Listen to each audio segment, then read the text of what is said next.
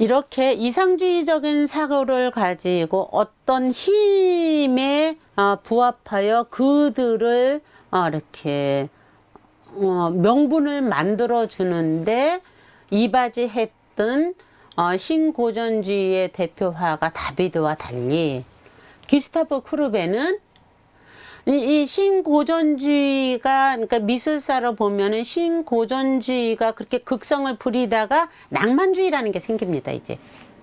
낭만주의라는 게, 낭만주의가 이렇게 부상이 되면서 그 낭만주의의 또 다른 반대이면서 같은 맥락에서 피어나는 게 사실주의라는 거예요. 이 사실주의 미술에서 대표 주자가 기스타프 크루베인데, 기스타프 크루베 같은 경우는 파리코멘과 연결이 돼 있어요. 세월이 흘러서 아까 선생님들 그 잠깐 다시 한번 돌아보면은 폴 들라로슈 같은 사람들, 폴 들라로슈나 폴 자크 에메 보드리 1860년대 에메 보드리 이런 사람들 처럼 그 시기 안에 흐름이 흘러가면서 그림 화풍들이 그 시대적 흐름에 따라서 사실적인 것으로 이렇게 조금씩 변하기 시작을 해요. 그러니까 너무 관념화돼서 이상주의적인 것을 표현하는 게 아니라 지금 내 눈앞에 보여진 걸 사실대로 그리는 게 사실이, 그게 진실이야. 그런 맥락의 그림들을 그리기 시작을 해요. 예술이 그쪽으로 확장되기 시작해요. 그러다가 이 크루베로 들어오면서 뭐가 되느냐면, 자기도 이렇게 그리지만, 그러니까 자화상인데, 잠깐 요거 먼저 볼게요. 일상을 그리기 시작해요. 예전에는 그림에서 일상, 일반적인 우리 보통 사람들이 그림에 등장하는 적은 없었습니다. 초상화를 그려도 왕, 뭐 귀족 이런 사람들의 초상화가 그려졌던 거고, 뭐 그 커다란 그림을 그려도 어딘가를 위해서, 교황청을 위해서, 왕실을 위해서 이런 식으로 그림이 그려졌다면은, 이제 저 네덜란드로 가면 조금 달라져요. 좀 일찍 되는데 그건 잠깐 저 프랑스 이 문화만, 프랑스 예술만 보는 겁니다. 미술의 흐름만. 그렇다면은, 그러다가 이들이, 그러니까 후예들이, 이제 그 예술가들이, 후예들이 과연 저들만 그려야지 되겠어? 라는 생각이 들 수 있는 사회적 여건들이 팽배하게 막 만들어져요. 개인이 중요시 되게 됐다라는 것이 대두가 된, 개인이라는 것이, 시민이라는, 이 개인 시민이라는 것이 살아나기 시작하는 거예요. 존재감이. 왜? 자본주의화 되어 가면서. 그러면서 일반인들이 그려졌을 때, 크루베 같은 경우는, 기스타프 크루베 같은 경우는 사실은 법률 공부를 하려고 파리로 왔어요. 그 분홍의 자식이었어요. 시골의 분홍. 그러니까 부자 농사꾼의 자식이어서 법률가가 되기 위해서 파리로 왔는데, 왜 우리도 그렇잖아요.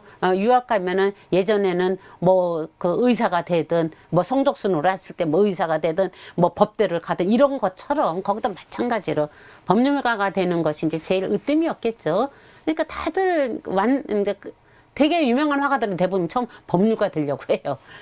그렇게 왔다가 보니까 자기가 그림을 해야지 되겠다는 생각이 들은 거예요. 어떤 그 계기가 있어서. 그래서 처음 그린 게 오르낭의 식사 후 휴식이라는 이 그림을 그린 거예요. 이 오르낭이라는 곳이 자기 동네 이름이에요. 시골 동네 이름이에요. 자기 고향이겠죠. 여기에 저녁 식사를 하고 이 아버지와 나머지 친지들이 바이올린을 켜고 이러면서 노는 저녁 식사 후에 아주 행복한 한 일상을 그림으로 그려서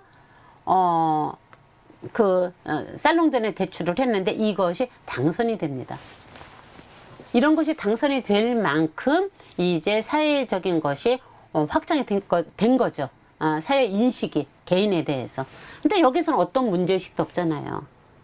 그쵸? 아름다운 일상의 것을 보여주기 때문에 문제의식이 아무것도 없어요. 그랬는데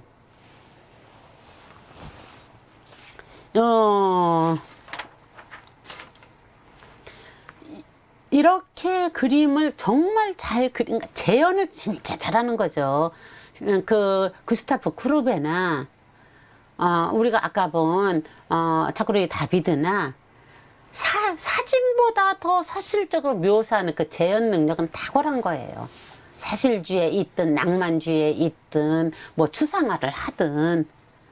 그런데 그 속에 무엇을 담아내느냐인데, 쿠르베 같은 경우는 일단은 그 왕들, 뭐 이게 정권과 이렇게 손을 잡아서 움직여지는 힘의 논리가 중요한 게 아니라 이 개인 존재 자체가 중요하다는 것을, 그 철학을 그림으로 이렇게 표현을 했을 때 이것은 그 누구한테도 해가 될 것이 없으니까 그림으로 뽑혀졌어요.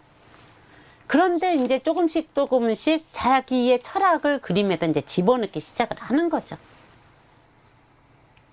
그 다음에 그려지는 게 이런 그림입니다. 선생님들이 혹시 그 파리 여행을 했으면 루브르 박물관과 오르세 미술관은 다 한 번씩은 다 가셨을 거예요. 아까 봤던 그 나폴레옹 그 대관식 같은 경우는 그 루브르 박물관에서 크게 한 벽면을 차지하고 있었다면은, 이게 오르세 미술관에 크게 한 벽면을 차지하고 있는 오르낭의 장례식 그림입니다. 오르세 미술관에 이것도 한 벽면을 차지하고 있는데, 이 그림도 얼마나 크냐면 여기 보세요. 663cm. 그러니까 한 벽면 크게 차지하고 있어요. 그런데 이게 왜 그렇게 유명하냐. 지금 그림을 볼 때는 그 시대적 상황을 이해하면서 같이 봐야 그림의 그 힘을 느낄 수가 있어요.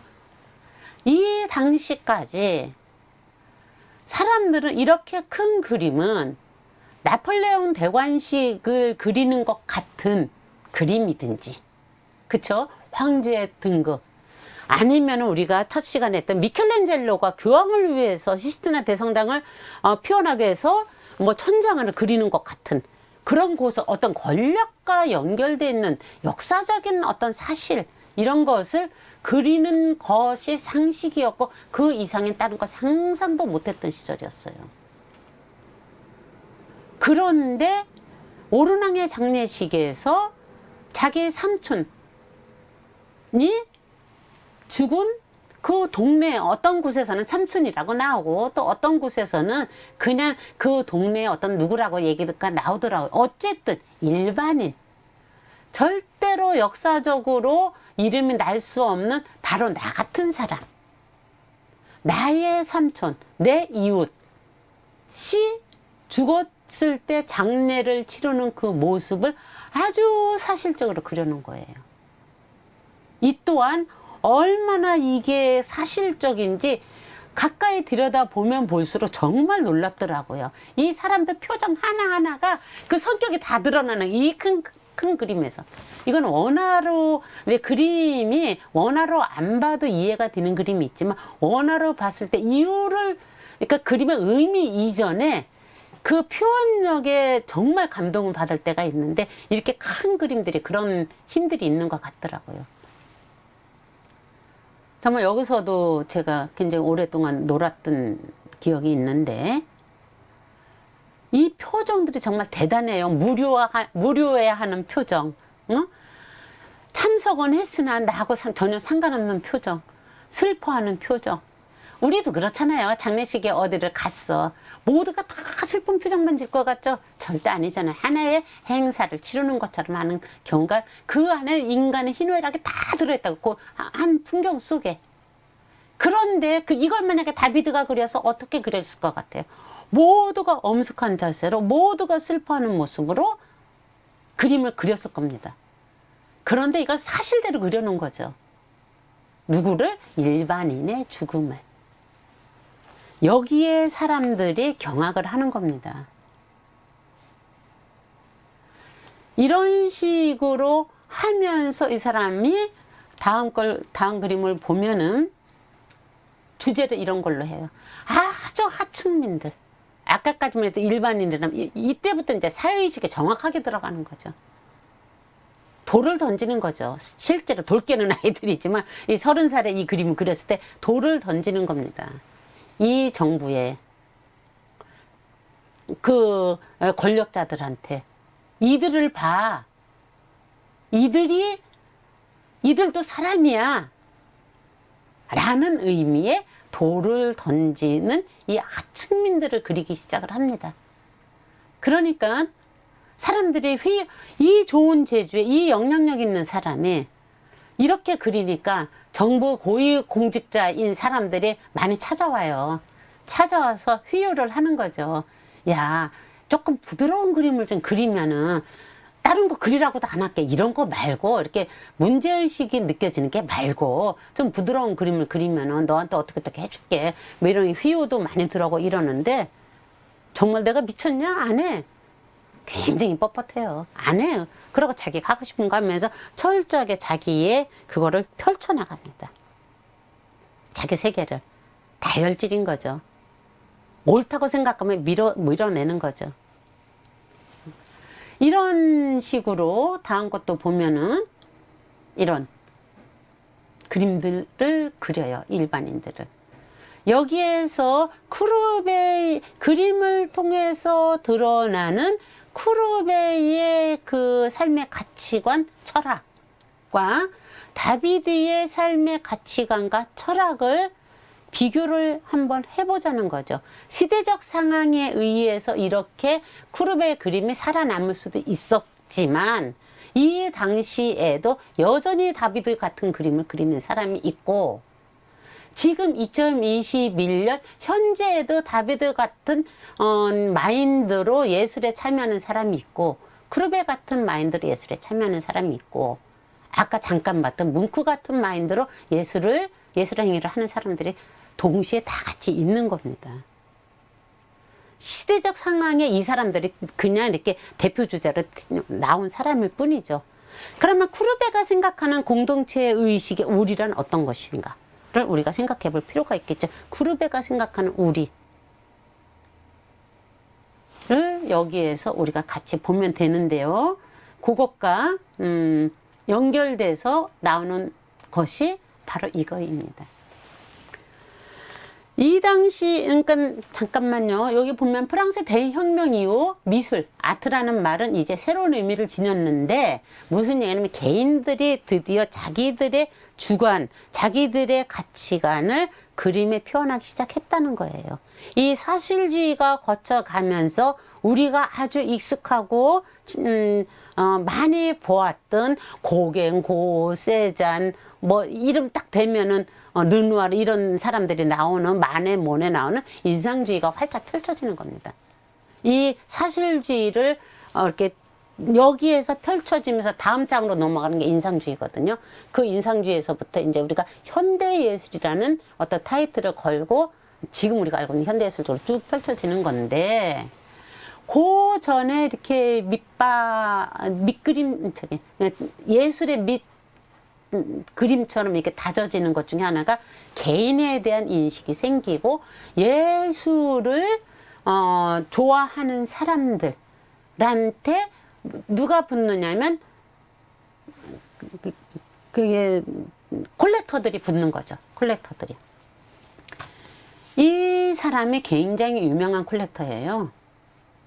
제가 많은 사람들한테 그러니까 굉장히 부호죠. 굉장히 부호가 지금 말하자면은 경매가에서 뭐 얼마씩 사고 우리가 천문학적인 숫자로 막 그 작품을 사갖고 자본주의에서 이렇게 도는 것처럼 그 자본가 중에 한 명인 사람이에요.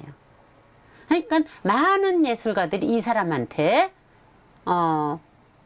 나한테 돈을 주면서 작업을 할 수 있게끔 해주니까 공손하게 하고 막 이런단 말이에요. 그런 것에 대한 일화들도 많이 나와요. 그래서 이 사람 초상화를 많은 사람들이 그렸어요. 그런데 이 쿠르베는 이 사람의 저기를 이런 식으로 안녕하십니까 쿠르베 씨라는 제목으로 자기 그림을 이렇게 그린 거예요. 길거리에서 우연히 만난 거죠. 마치 사진 같죠. 이 자본가가 이 사람의 자본가인 거예요. 이 사람이 쿠르베한테 돈도 대주는 사람인데 이 자본가가 자기 비서실장 같은 사람하고 멋진 사냥개를 데리고 어디를 가던 중에 쿠르베를 만난 거야. 쿠르베를 만났으니까 안녕하십니까 하고 인사를 하면서 손을 내미는데 쿠르베 저 이 표정 좀 보세요. 이런 포즈로 빡빡하게 서는 게 30살이니까 이렇게 그리지 않았을까. 쿠르베가 60살에도 이렇게 하면 이건 진짜 봐줄 수가 없지만 30살의 패기로 이 당당함으로 이런 그림을 그리지 않았을까 라는 생각이 드는데, 어쨌든 이렇게 예술에 대한 개념이 바뀌기 시작한다는 얘기예요. 쿠르베의 그 성향을 너무나 잘 드러내는 그림이죠. 그러면 아까 잠깐 봤던 거 볼까요? 자아상을 무지하게 그려요. 자의식이 굉장히 강하고 자애가 굉장히 강한 사람이에요. 자기 사랑이 굉장히 강한 사람인데, 이런 식으로 필사적인 남자라는 제목으로 자기를 이렇게도 그리고, 상처 입은 남자, 그러니까 결국에 가서는 나중에 추방당해 파리코민이 일어나면서 거기에서 이 사람이 이제 이렇게 고위정책자들이 와서 휴유도 하고, 너 이렇게 문제의식을 일으키고 사람들한테 자꾸 이렇게 자극하는 그림 그리지 말고 좀 다른 거 그리면 안 되겠어? 이러면서 휴유를 하는데, 이 사람의 말을 끝까지 안 들으니까 눈에 가시였던 거예요. 그런데 파리코민이 일어났을 때 이 사람이 때려 부신 게 아닌데, 이 사람이 때려 부셨, 이 사람이 그 파리코민의 그 주동자로서 그 중심에 있었거든요. 근데 실제 이 사람이 하는 행동이 아닌데, 이 사람이 선동해요. 이 사람이 어디를 부셨다라는 이유로 투옥시키려고 그래요. 그러니까 쿠르베가 스위스로 도망가 버려요.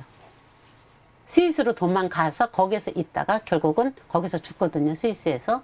끝까지 반항을 하다가 자기 고집을, 아니 자기 고집이 아니지, 자기 철학을 예술로서 끝까지 표현을 하다가 결국 스위스 망명 가서 거기서 여생을 끝내는데, 제가 오늘 쿠르베 그림은 여기까지밖에 안 갖고 온 것은 그 세적인 걸 얘기하기 위해서인데, 아마 어쩌면 다음 시간에 보여드릴 수도 있는데, 이 사람 그림으로 가장 대표적인 것은 선생님들이 세상의 기원이라는 작품, 아마 많이 회자가 돼서 그림을 보면 알 겁니다. 여성이 이렇게 성기를 드러내놓고 이렇게 딱 있는 그림이 하나 있어요. 그 오르세 미술관 가면 아주 조그만 그림이거든요. 한 10호 정도는 20호 정도 되려나? 이렇게 조그만 그림이 금박액자로 딱 돼 있는 그런 그림, 아주 도발적인 그림도 그리고, 그렇게 막 이런 것만 그리느냐, 풍경화도 굉장히 많이 그려요. 아름다운 풍경화도. 그러니까 자기 소신껏 어떠한 정부의 권력이나 힘과 손을 잡지 않고 자기 소신껏 살다가 간 사람이 쿠르베였던 거예요.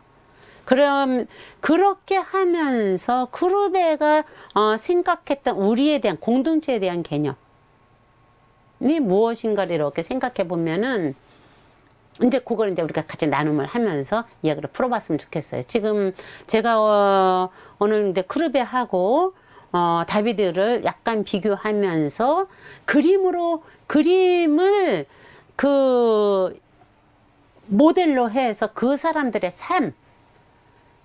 삶에 드러난 가치관을 만들어주는 욕망, 그 욕망이 우리를 어떤 식으로 형성해 나가고 있는 건가를 지금 같이 본 거예요. 나눔을 통해서 조금 더 풀어보도록 하죠. 일단 제 강의, 일부 강의는 이걸로 마치고요. 그 두 분과 같이 이야기를 나누면서 약간 미진한 부분을 같이 풀어보도록